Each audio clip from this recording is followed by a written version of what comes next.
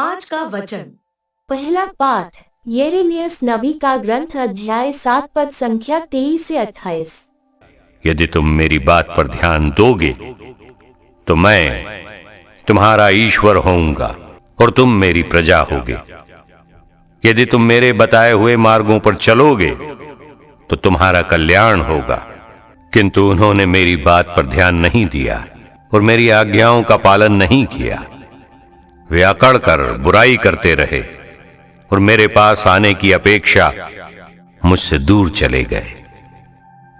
जिस दिन उनके पूर्वज मिस्र देश से निकले उस दिन से आज तक मैं अपने सब सेवकों अर्थात नबियों को उनके पास भेजता रहा, किंतु उन्होंने मेरी बात पर ध्यान नहीं दिया और मेरी आज्ञाओं का पालन नहीं किया।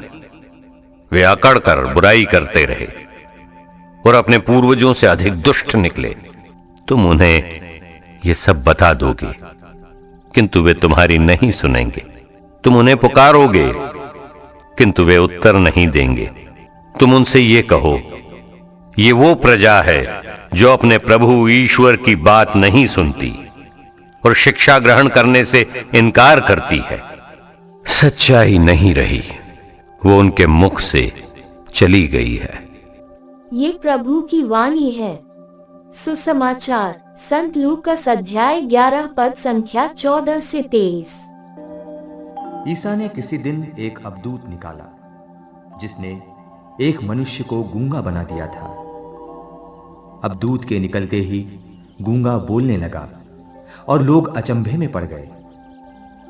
परंतु उनमें से कुछ ने कहा, ये अबदूतों के नायक बेलजेबुल की सहायता से अबदूतों को निकालता है। कुछ लोग ईसा की परीक्षा लेने के लिए उनसे स्वर्ग की ओर का कोई चिन्ह मांगते रहे।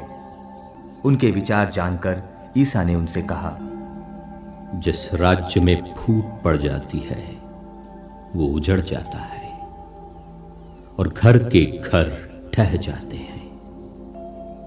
यदि शैतान अपने ही विरुद्ध विद्रोह करने लगे तो उसका राज्य कैसे टिका रहेगा? तुम कहते हो कि मैं बेलजेबुल की सहायता से अबदूतों को निकालता हूं। यदि मैं बेलजेबुल की सहायता से अबदूतों को निकालता हूं तो तुम्हारे बेटे किसकी सहायता से उन्हें निकालते हैं? इसलिए वे तुम लोगों का न्याय करेंगे।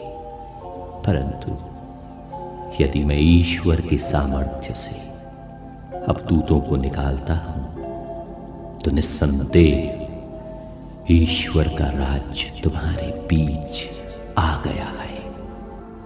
जब बलवान मनुष्य हथियार बांधकर अपने घर की रखवाली करता है तो उसकी धन संपत्ति सुरक्षित रहती है।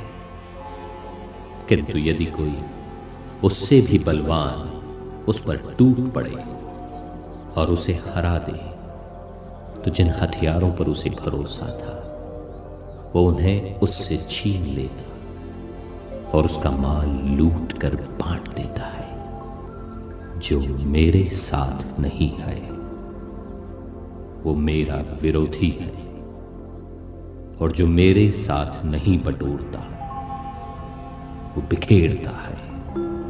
ये प्रभु का पवित्र सुसमाचार है। आमीन। आज का चिंतन। आज के सुसमाचार में प्रभु कहते हैं, जो मेरे साथ नहीं है वह मेरा विरोधी है। इस तरह हम सभी इस जीवन की सच्चाई में किसकी ओर से लड़ाई लड़ रहे हैं? यीशु की ओर से या उनके विरोधी बनकर? हमारी यही लालसा है कि हम सभी यीशु ख्रीस्त की ओर रहे, पर हमारे कार्य विरोधाभाव प्रस्तुत करते हैं।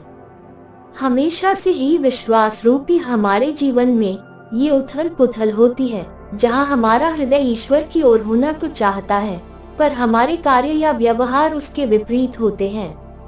40 के इस काल में हम सभी अपने इस नकारात्मक रवैये के कारण बिखर से जाते हैं, क्योंकि हमें खुद की बुराइयों या नकारात्मकताओं से जूझना पड़ता है। इसीलिए 40 का ये काल खुद को जांचने के लिए सुंदर समय प्रदान करती है, ताकि हम व्यक्तिगत रूप से अपनी अंतरात्मा की सैर कर सके और यह जांच कर सके कि यीशु ख्रीस्त के साथ हमारा संबंध कैसा है।